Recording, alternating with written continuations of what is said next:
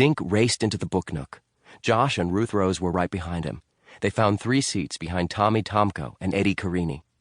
Dink plopped his pack on the floor. The clock over the cash register said 3 minutes after 11. "Where is he?" Dink whispered to Tommy Tomko. Tommy turned around. "Beats me. He's not here yet, and Mr. Paskey looks worried." "What's going on?" Ruth Rose said. Dink told her and Josh what Tommy had said. "Paskey does look pretty nervous," Josh whispered. "Mr. Paskey always looks nervous," Dink whispered back, looking around the room. He saw about 30 kids he knew. Mrs. Davis, Dink's neighbor, was looking at gardening books. Dink checked out the other grown-ups in the store. None of them looked like a famous mystery writer. Mr. Paskey stood up. "Boys and girls, welcome to the book nook. Wallis Wallace should be here any second. How many of you have books to be autographed?" Everyone waved a book in the air. "Wonderful. I'm sure Wallis Wallace will be happy to know that Green Lawn is a reading town." The kids clapped and cheered. Dink glanced at the clock. 11:05. He swallowed, trying to stay calm. Wallis Wallace was late, but it was only by 5 minutes. Slowly, 5 more minutes passed. Dink felt his palms getting damp. Where is Wallis Wallace? He wondered. Some of the kids started getting restless. Dink heard one kid say, "Whenever I'm late, I get grounded." "So where is he?" Josh asked. Ruth Rose looked at her watch. "It's only 10 after," she said. "Famous people are always late." Now Dink stared at the clock. The big hand jerked forward, paused, then wobbled forward again.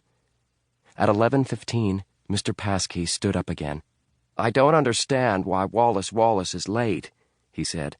Dink noticed that his bald head was shiny with sweat. His bow tie was getting a workout. Mr. Paskey smiled bravely, but his eyes were blinking like crazy through his thick glasses. "Shall we give him a few more minutes?" The crowd grumbled, but nobody wanted to go anywhere. Ruth Rose started to read her book. Josh opened his sketch pad and began drawing Mr. Paskey. Dink turned and stared at the door. He mentally ordered Wallis Wallace to walk through it. "You have to come," thought Dink.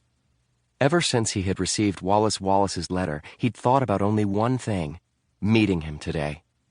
Suddenly, Dink felt his heart skip a beat. The letter!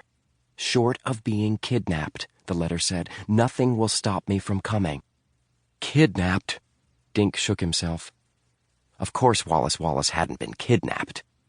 Mr. Paskey stood again, but this time he wasn't smiling. "I'm sorry, kids," he said, "but Wallis Wallace doesn't seem to be coming after all." The kids groaned. They got up, scraping chairs and bumping knees. Mr. Paskey apologized to them as they crowded past, heading for the door. "I've read every single one of his books," Dink heard Amy Flower tell another girl. "Now I'll probably never meet anyone famous." "I can't believe we gave up a soccer game for this," Tommy Tomko muttered to Eddie Carini on their way out. Ruth Rose and Josh went next, but Dink remained in his seat. He was too stunned to move. He felt the letter through his jeans. Short of being kidnapped. Finally, Dink got up and walked out. Josh and Ruth Rose were waiting for him. "What's the matter?" Ruth Rose said. "You look sick." "I am sick," Dink mumbled. "I invited him here. It's all my fault." "What's all your fault?" Josh asked. "This," he said, thrusting the letter into Josh's hands. "Wallis Wallace has been kidnapped."